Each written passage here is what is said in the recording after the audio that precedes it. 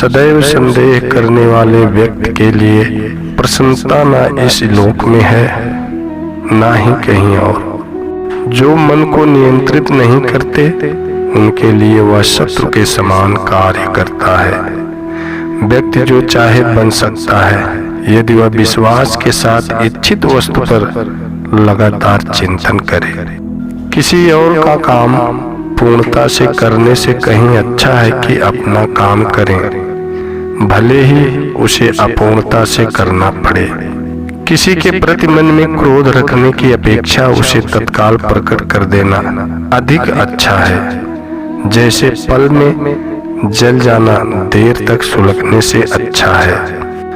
लोग आपके अपमान के बारे में हमेशा बात करेंगे। सम्मानित व्यक्ति के लिए अपमान मृत्यु से भी बदतर है।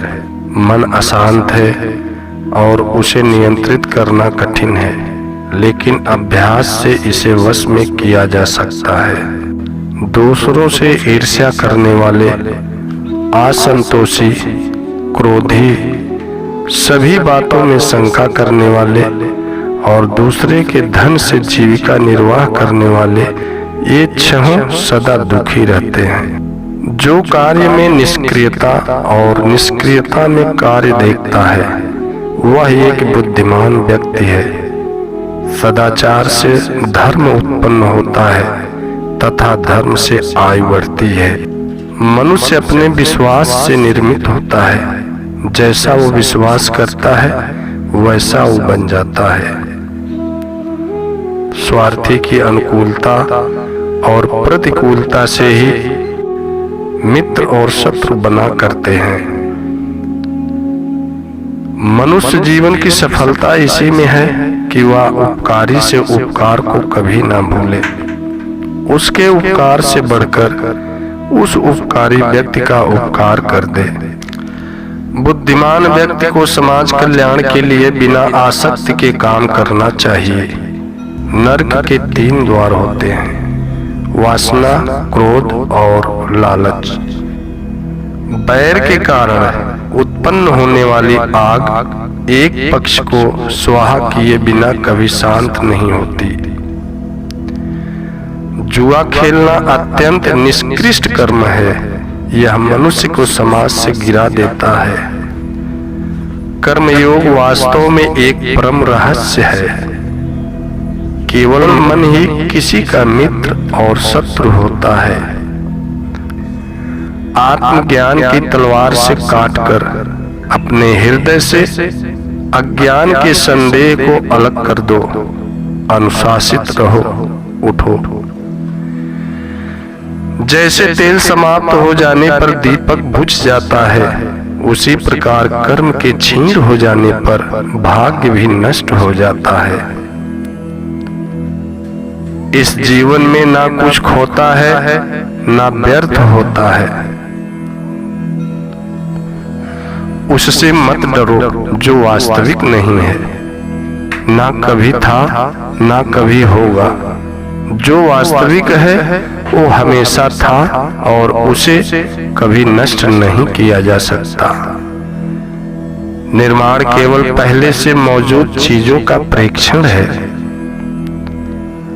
जैसे जल द्वारा अग्नि को शांत किया जाता है, वैसे ही ज्ञान के द्वारा मन को शांत रखना चाहिए। जिस राजा की प्रजा हमेशा कर के भार से पीड़ित रहे, प्रतिदिन दुखी रहे और जिसे तरह तरह के अनर्थ झेलने पड़ते हैं, उस राजा की हमेशा पराजय होती है। सच्चा धर्म यह है कि जिन बातों को इंसान अपने लिए अच्छा नहीं समझता, दूसरों के लिए भी ना करे। संसार में ऐसा कोई नहीं हुआ है जो मनुष्य की आशाओं का पेट भर सके। पुरुष की आशा समुद्र के समान है, वह कभी भरती ही नहीं। मैं सभी प्राणियों को समान रूप से देखता हूँ। ना कोई मुझे कम प्रिय है ना अधिक, लेकिन जो मेरी प्रेम पूर्वक आराधना करते हैं वो मेरे भीतर रहते हैं और मैं उनके जीवन में आता हूँ। वह जो सभी इच्छाएं त्याग देता है मैं और मेरा की लालसा और भावना से मुक्त हो जाता है, उसे ही शांति प्राप्त होती है। प्रबुद्ध व्यक्ति के लिए गंदगी का ढेर, पत्थर और सोना सभी समान है। केवल मन ही किसी का मित्र और शत्रु होता है। कर्म उसे नहीं बांधता जिसने काम का त्याग कर दिया है। तुम उसके लिए शोक करते हो जो शोक करने के योग्य नहीं है, और फिर भी ज्ञान की बातें करते हो। बुद्धिमान व्यक्ति न जीवित और न ही मृत व्यक्ति के लिए शोक करते हैं। अशांत को सुख कैसे मिल सकता है? सुखी रहने के लिए शांति बहुत जरूरी है। नारी वह धुरी है जिसके चारों ओर परिवार घूमता है।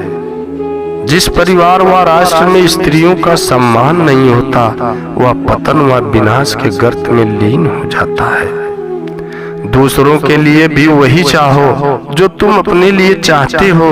जो वेद और शास्त्र के ग्रंथों को याद रखने में तत्पर है किंतु उनके यथार्थ तत्व को नहीं समझता, उसका वह याद रखना व्यर्थ है।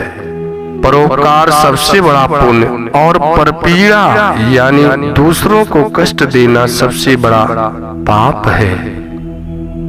चतुर मित्र सबसे श्रेष्ठ व मार्ग प्रदर्शक होता है।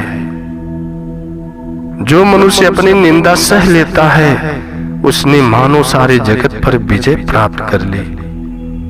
मन का दुख मिट जाने पर शरीर का दुख भी मिट जाता है। स्वार्थ बड़ा बलवान है, इसी कारण कभी कभी मित्र शत्रु बन जाता है और शत्रु मित्र। मधुर शब्दों में कही हुई बात अनेक प्रकार से कल्याण करती है, किंतु यही यदि कटु शब्दों में कही जाए तो महान अनर्थ का कारण बन जाती है। मन से दुखों का चिंतन न करना ही दुखों के निवारण की औषधि है। जो मनुष्य जिसके साथ जैसा व्यवहार करे, उसके साथ भी उसे वैसा व्यवहार करना चाहिए। यही धर्म है। प्राप्त हुए धन का उपयोग करने में दो भूलें हुआ करती हैं, जिन्हें ध्यान में रखना चाहिए।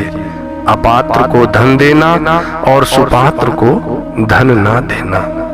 विवेकी पुरुष को अपने मन में यह विचार करना चाहिए कि मैं कहाँ हूँ, कहाँ जाऊंगा, मैं कौन हूँ, यहाँ किस लिए आया हूँ और किस लिए किसका शोक करूँ। विजय की इच्छा रखने वाले शूरवीर अपने बल और पराक्रम से वैसा विजय प्राप्त नहीं करते जैसा कि सत्य, सज्जनता, धर्म तथा उत्साह से प्राप्त करते हैं। जो केवल दया से प्रेरित होकर सेवा करते हैं, उन्हें निसंशय सुख की प्राप्ति होती है। किसी का सहारा लिए बिना कोई ऊंचा नहीं चढ़ सकता, अतः सबको किसी प्रधान आश्रय का सहारा लेना चाहिए।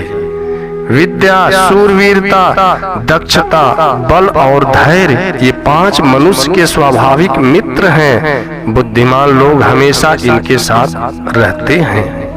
उसी की बुद्धि स्थिर रह सकती है जिसकी इंद्रियां उसके बस में हो।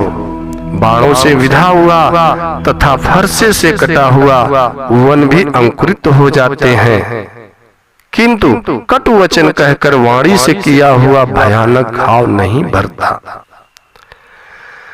दुख को दूर करने की एक ही अमोघ औषधि है, मन से दुखों की चिंता न करना। दुखों में जिसका मन उदास नहीं होता, सुखों में जिसकी आसक्ति नहीं होती तथा जो राग, भय व क्रोध से रहित होता है, वही स्थित प्रज्ञ है।